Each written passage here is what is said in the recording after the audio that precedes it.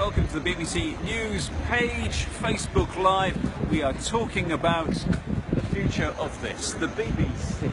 It is a big day. We are standing here in the piazza outside it. This is the old original broadcasting house, built in the 1920s, finished in the 1930s, and this is the new part. And why are we talking about it? Well, the independent BBC every 10 years goes through the process of being told by the government what it's going to be doing for the next 10 years. It's called the Charter. It's essentially its permission to broadcast. It lasts 10 years. This time it's going to last 11 years. I will go into that later, why it's got the extra year to it. And what it is the government today has outlined its plans, what it would like to see from the BBC over the next 10 years. We've got your questions about what this 136-page document actually means for what you watch, listen to and read online. And let's start with a question. David Gould, why shouldn't all these positions be independently chosen? We are talking about the key part of this, which is how this organisation is run. Today it's been announced that, well, there are two organisations that run the BBC. Complicated, yes. There is the board that runs it on a day-to-day basis, and then there's also the sovereign body of the BBC that makes the strategic decisions. It's also the watchdog. If you want to complain about the BBC, you go to something called the BBC Trust. So if you were offended in the past by an episode of Top Gear, or if you felt that you were being treated unfairly, or if you felt a news bulletin was not impartial, you go to the BBC Trust and they would adjudicate. They are going to be abolished. And in future, if you want to complain about the BBC, you have to go to a government independent regulator called Ofcom. They already regulate on impartiality and fairness and accuracy for other British broadcasters such as Channel 4, Channel 5, ITV. So it's an established process. Now the BBC will be just part of the same process. Now, the other question, and this is the one that David Gould's getting at, is who will take on that role of being strategically... We're on a busy road there. Please forgive the ambulance is really drowning me out at the moment.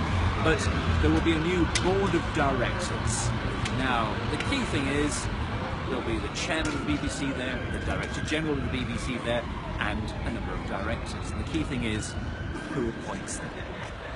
The process, as far as we understand it at the moment from what's been published today, is that at least half will be appointed by the people within the BBC, which, based on my maths, says another half will be appointed by somebody else, and we assume at the moment that means essentially a government appointment system of one form or another. At the moment, the chairman and vice chairman are already appointed by the government through a process in which the names are eventually brought up to be rubber stamped by the Prime Minister.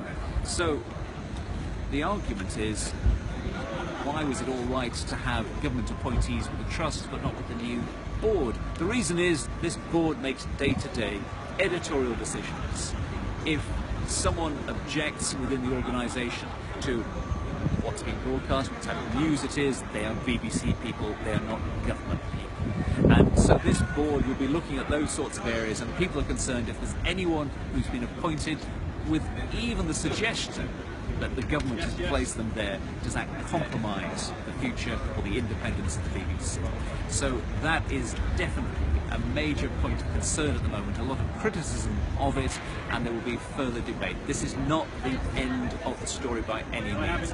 This charter will only be signed probably in late autumn, so what you're seeing now is the beginning of months of debate and discussion. The BBC and many other people will be raising this with the government, saying, yep, agreeing with David Gould, why shouldn't all these positions be independently chosen? Let's take a breath.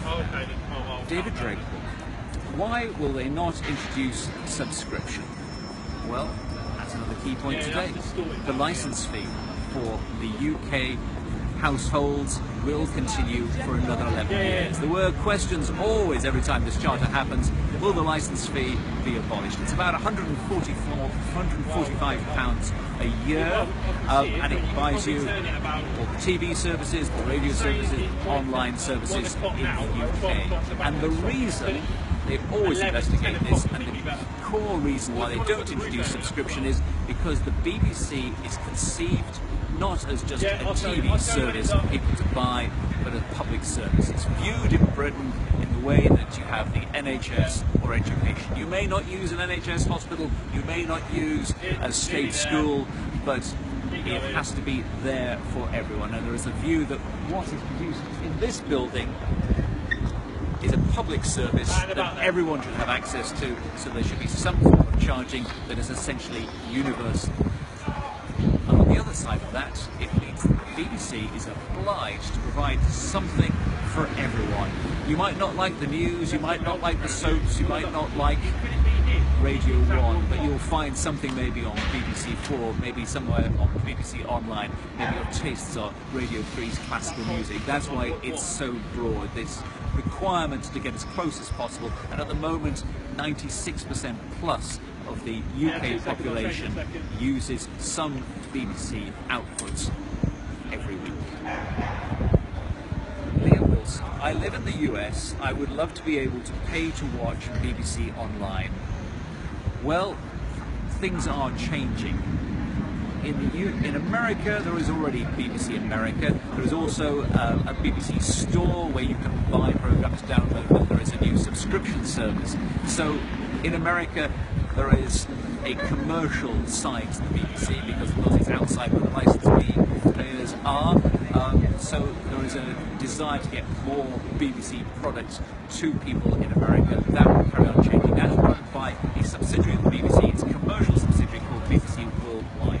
However, if you're in the European Union and you are British, it could be good news. I was talking to someone only yesterday, and he said, I go on holiday, I go and work all the time abroad. I just wish I could use the iPlayer when I was in Germany and Spain. In future, you will be able to do that. And it's a key thing, I think, for anyone who goes travelling, is that the iPlayer is going to be paid for. Essentially, you will no longer be able to avoid the licence fee by watching just the iPlayer on catch-up. How will that work? As far as we understand it at the moment, there's not a great deal of detail, but the suggestion is that you will have to enter your TV license details or a password every time you want to go into the iPlayer. That will prove that you've paid the license fee. But when that happens, it becomes portable. So if you have your tablet computer in Germany or in France in the years to come, you'll be able to just tap in your license fee number and you will be able to see BBC output. It's a big change. Now, there is more to it as well. The BBC is being encouraged to not just put the BBC onto its own platforms. So it used to be a case that there was the home service radio, there was the light channel, there was very few ways of seeing BBC output. There is a hint, and we're not quite sure what it means, about putting more BBC products on other platforms. I'm taking a guess here, nothing has been confirmed. What they're talking about, maybe Netflix, maybe Amazon, platforms that we haven't yet seen. So there is a thought that maybe third-party platforms will be getting more BBC content. With that, so if you're in America, there's probably many more chances to come in the years to come to actually watch BBC products. Let's go down here. Ask you. Jeremy Williams, the licence fee is out of date and unfit for purpose. You're not alone. There's an MP, Philip Davis, was speaking this morning from Shipley. He said, I think the licence fee is essentially hindering the BBC. It is holding it back because it has this income that can't rise. It's only going to be going up with the rate of inflation. He said if it was on subscription, it could raise much more money, but that would fundamentally change the nature of what the BBC is. It would just turn it into another commercial broadcaster of one form or another. So the questions you're asking there, usually about the licence fee, and it's every time the politicians have looked at it, they'll go, well, if we just want to create another commercial broadcaster, privatise the BBC, we're in that situation where are we getting rid of the BBC as a public service altogether? But many people are wondering, there was a recent report done and it said within 20 years' time, almost certainly there'll have to be found some alternative, because the way in which we broadcast is changing so rapidly. So the idea of a tax on televisions or a tax on devices will probably be outdated. In Germany, they have what's known as a household tax. Every household pays for the national broadcaster. It is a possibility that it will be mooted in the BBC as maybe a possible replacement for the licence fee, but probably not what a lot of people who hate the licence fee would like to hear. They just want to have a choice of either buying it or not buying it. It's an argument about public service. Let's go down, find a few more questions here. Adding extra hurdles to watching is only going to increase piracy. Now that is one interesting question, because if you do have to put your password into the iPlayer, people are trying to encourage as many downloads as possible from the iPlayer, as many views as possible. If there's an extra barrier, will people stop using it? The view about this is that if you're going to charge people, if you're going to charge the license fee on catch-up, then that is something you're just going to have to accept. So it seems that way at the moment. I think the BBC seems to accept what the government is suggesting at the moment is probably the best way forward. All sort of detail here. Now, try on Twitter. Incensed at the garbage being spoken about the BBC, please leave this trusted institution alone. A lot of people have been furious. My inbox is absolutely filled with angry emails. There have been an awful lot of stories in the newspapers as well. Suggestions that, for instance, that the government would in some way be able to stop the BBC competing too hard with rival broadcasters. For instance, Saturday night, the big entertainment night, the biggest rating schedules. Should the BBC be allowed to put on Strictly Come Dancing and slightly overlap with its, on the other side, X Factor? And this was front page news throughout for a couple of days actually during this process. That's gone away entirely. There looks to be no attempt to tell the BBC, either by the government or by Ofcom or by any outside regulator, what it can and cannot schedule. However, and this is the key word, and this is a big point of contention, the word is distinctiveness. Now, the view is that if people are going to pay for something that they could maybe get from advertising or subscription or any other form of paying for it, why should they if it's exactly the same? So the question is, what does distinctiveness mean? And the questions within the white paper said BBC One and ITV, lots of people think they're very similar. Questions about Radio 1 and Radio 2, how different are they from commercial broadcasting? So this word distinctiveness, how is it going to be enforced? We've no idea.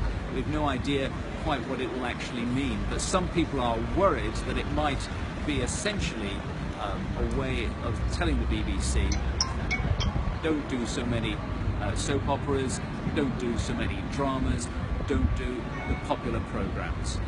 We'll wait to see quite what that actually means, because it's very hard to work out how you would ever enforce that.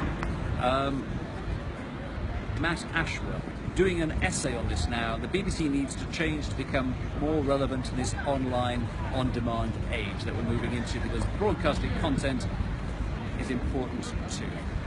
You're not alone. You really aren't alone. There is a massive anxiety because we're talking about an 11-year time scale. And if I remember the previous charter, there was a fantastic report drawn up by MPs, and they talked about the future. So this is 2006. There was no mention of phones, no mention of tablet computers. They hadn't been, they weren't around. There was no mention of any international competition at all. And the big technical challenge was digital switchover, going from analog channels to digital terrestrial channels. And the BBC was being asked to help fund that switchover and help organise that switchover. So that's what a massive change there's been in the last 10 years. Lord knows what the next 11 years are going to look like, and within the BBC a great deal of anxiety, because an awful lot of BBC output is consumed.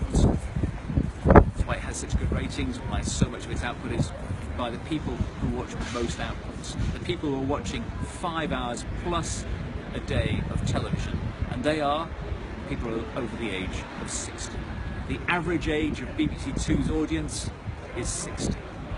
The younger you go, the less BBC content is consumed. I was speaking to a group of teenagers 2 days ago, and I asked them, could they name, these are British teenagers, could they name a single BBC programme?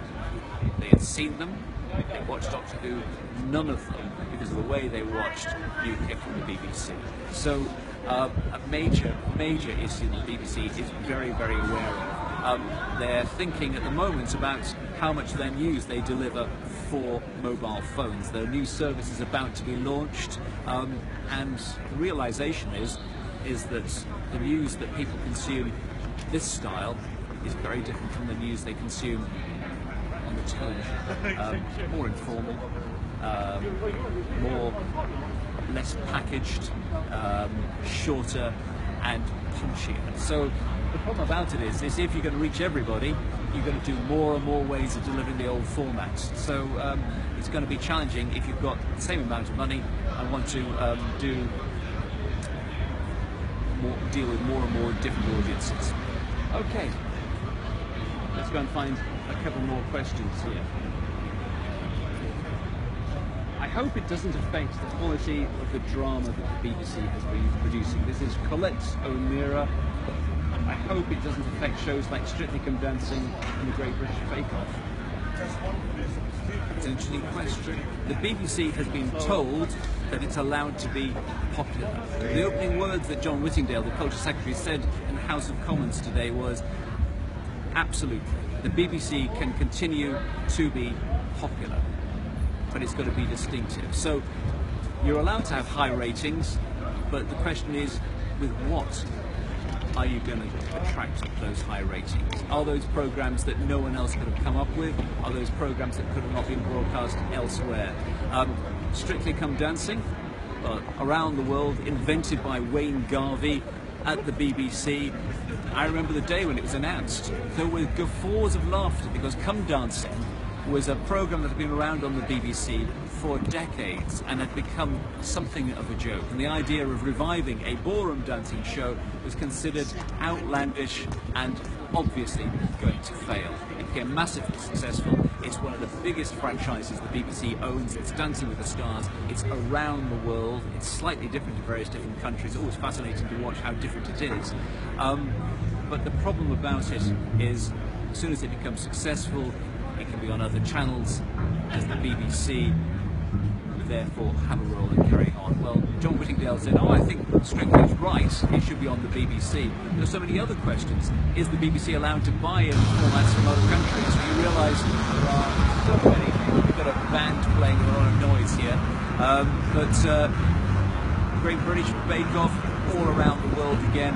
That's not made by the BBC. That's a format owned by Shine, which is of course part of Rupert Murdoch's empire. So lots of questions will be asked. Just because it's successful, what are the criteria that means it can stay on the BBC? That is about it. I think we've gone through everything. The money, the governance, distinctiveness. The three cornerstones of this, a big day for the future of the BBC, the announcement of the white paper, and what the BBC is going to look like over the next 11 years. With that, thank you.